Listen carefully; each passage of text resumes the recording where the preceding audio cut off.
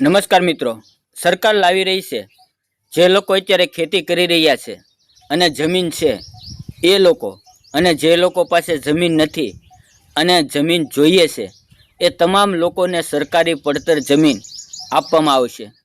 મિત્રો, આપણે જોઈએ વિડીયોમાં કે કેટલા વર્ષ માટે આ જમીન આપવામાં આવશે, કોને કોને લાભ મળશે અને કેટલા વર્ષ માટે અને કયા કયા જિલ્લામાં લાભ મળશે। મિત્રો, જો તમારે સરકારી પડતર જમીનને જોઈતી હોય તો હવે સરકાર દ્વારા તે અપાઈ રહી છે। તો મિત્રો, તમે ઓનલાઈન એપ્લિકેશનથી આનો લાભ મેળવી શકો છો। મિત્રો, જોઈએ આ સંપૂર્ણ યોજના જે સરકાર નવી લાવી છે, એક નવું મિશન સરકારે શરૂ કર્યું છે જેનું નામ છે મુખ્યમંત્રી બાગાયત વિકાસ મિશન। મિત્રો, તમે જાણો છો કે જેમ કેન્દ્ર સરકારનો હેતુ એ છે કે ખેડૂતની આવક બમણી કરવી, એ અંતર્ગત 30 વર્ષના ભાડાપટ્ટાથી સરકાર પડતર જમીન લોકોને ફાળવવામાં આવશે। મિત્રો, તમને જણાવી દઈએ કે આ જે 30 વર્ષના ભાડાપટ્ટા માટે જમીન આપવાની છે એની અંદર 5 વર્ષ માટે કોઈ ફી લેવામાં નહીં આવે, એટલે કે રાજ્ય સરકાર દ્વારા 5 વર્ષ માટે આ જમીન ઉપર કોઈ કર ઉઘરાવવામાં આવશે નહીં, કોઈ ભાડું ઉઘરાવવામાં આવશે નહીં। અને મિત્રો, 6ઠ્ઠા વર્ષથી 30 વર્ષ સુધી 1 એકર દીઠ ₹100 થી ₹500 સુધીનું ભાડું રાજ્ય સરકાર દ્વારા ઉઘરાવવામાં આવશે। અને મુખ્યમંત્રી બાગાયત વિકાસ મિશન જે શરૂ કરવામાં આવ્યું છે એની અરજી મિત્રો તમારે આઈ ખેડૂત પોર્ટલ ઉપર કરવાની રહેશે। મિત્રો, એ પણ જણાવી દઈએ કે આઈ ખેડૂત પોર્ટલ ઉપર હાલમાં અરજી ચાલુ નથી થઈ, એટલે કે રાજ્ય સરકાર દ્વારા ટૂંક સમયમાં જ આ જાહેરાત આઈ ખેડૂત પોર્ટલ ઉપર મૂકવામાં આવશે અને ઓફિશિયલી પરિપત્ર પણ કરવામાં આવશે અને લોકોને જે સરકારી પડતર જમીન છે એ મળશે એવું સરકારે અત્યારે શરૂ કર્યું છે।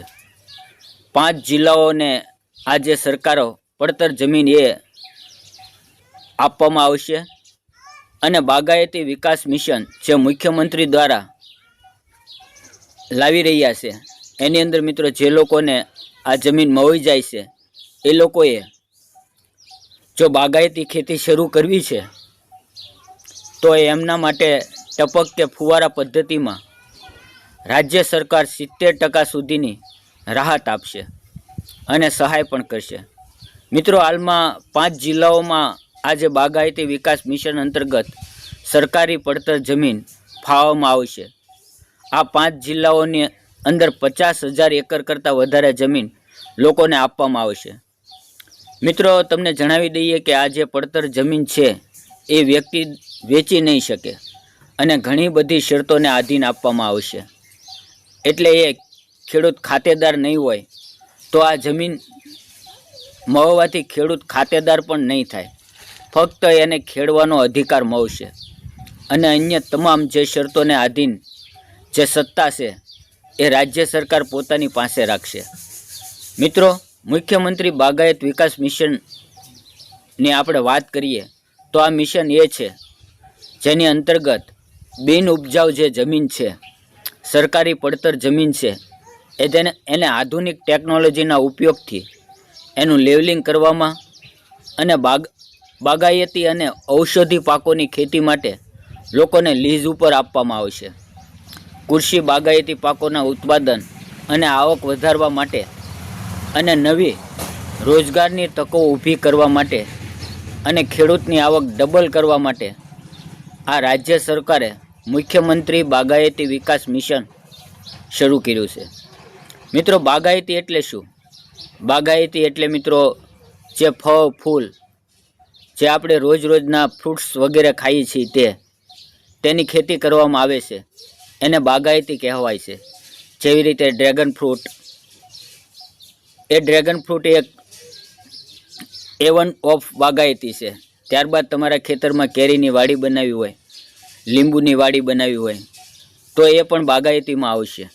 તો એ તમામ બાગાયતી અંતર્ગત આ જમીન જે મેળવવા માંગતા હોય તે તમે મેળવી શકો છો। મિત્રો, વાત કરીએ તો ખેતી માટેની અરજી હોય છે અને અરજી કરવી જમીન જો અરજી તમારી હશે, આ ખેડૂત પોર્ટલની ચકાસણી માટે રાજ્ય કક્ષાએ ટેકનિકલ કમિટી હશે, એ ચકાસશે. અને મિત્રો તમને જણાવી દઈએ કે આ યોજનાનો જે પ્રથમ તબક્કો શરૂ કરવામાં આવશે એ કચ્છ, સુરેન્દ્રનગર, પાટણ અને બનાસકાંઠા અને સાબરકાંઠા આ 5 જિલ્લાઓના અંદર વર્તમાનમાં જે 50,000 એકર જેટલી જમીન છે એ 50,000 એકર જમીન આ 5 જિલ્લાઓમાં અપાશે. સરકારી પડતર જમીન જે લોકોને લેવા માંગે છે એ તમામ લોકો અને આ જમીનમાં મિત્રો રૂપાંતરિત વેરામાંથી મુક્તિ મળશે. એના ઉપર તમને કોઈ વેરો કે કોઈ ટેક્સ ચૂકવવાનો નથી. અને મિત્રો તમને જણાવી દઈએ આ એ પ્રથમ તબક્કો છે જ્યારે રાજ્ય સરકાર દ્વારા આ જે પ્લેટફોર્મથી જે 5 જિલ્લાઓમાં જમીન આપી રહ્યા છે એ જમીન ત્યારબાદ સક્સેસફુલ નીવડશે તો રાજ્ય સરકાર બીજો પણ તબક્કો લાવશે અને લોકોને લાભ આપશે. મિત્રો મુખ્યમંત્રી બાગાયત વિકાસ મિશનની ઓફિશિયલ જાહેરાત આપણા મુખ્યમંત્રીશ્રીએ કરી છે. એ અંતર્ગત જે છેલ્લે જમીન ફાળવવાનો અંતિમ જે નિર્ણય છે એ મુખ્યમંત્રીની અધ્યક્ષતા સ્થાને હાઈ પાવર કમિટી રચાશે. એના દ્વારા નક્કી કરાશે કે કયા વ્યક્તિને કેટલી જમીન આપવી. મિત્રો આ જે જાહેરાત કરવામાં આવી છે એ ઓફિશિયલી મુખ્યમંત્રીશ્રીએ જાહેરાત ગઈકાલે કરી છે. એના માટેનું જે પરિપત્ર છે, સર્ક્યુલર છે, જે ઓફિશિયલી હશે અને પછી લોન્ચ કરશે. અને સરકાર નવો પરિપત્ર શું કરે છે અને અન્ય કઈ જોગવાઈ છે એ સાથે સાથે સરકાર દ્વારા ક્યારે જાહેરાત કરવામાં આવે છે કે આઈ ખેડૂત પોર્ટલ ઉપર અરજીની શરૂઆત ક્યારે થાય છે એ તમામ માહિતી આપણે ફરી નેક્સ્ટ વિડીયોમાં જોઈશું. ત્યાં સુધી આવજો. અને જે મિત્રોને જમીન નથી અને જે લોકો ફળ, ફૂલ આદિ અને બાગાયતી ખેતી કરવા માંગે છે એ તમામ મિત્રોને વિડીયો શેર કરવો જોઈએ જેથી એમને પણ આજ બાગાયતી ખેતીનો લાભ લેવાનો મોકો મળે અને સરકારી પડતર જમીનનો ઉપયોગ કરવામાં આવે. ફરી નેક્સ્ટ વિડીયોમાં આની વધારાની વાત કરશું. ત્યાં સુધી આવજો. જય જવાન, જય કિસાન. મિત્રો વિડીયો ગમ્યો હોય તો લાઈક અને શેર કરી નાખજો. ફરી મળશું. ધન્યવાદ મિત્રો.